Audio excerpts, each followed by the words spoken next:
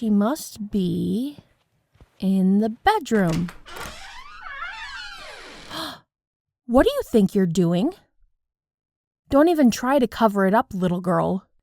You're a very naughty girl for taking advantage of Mommy like that. No, I don't want to see those crocodile tears. You know better than to disobey me like that. You're not crying because I'm upset with you. You're crying because you got caught. Oh, now you're sorry. I'm sure you are. God, you should see yourself right now. Crying, begging. It's a little pathetic, baby girl.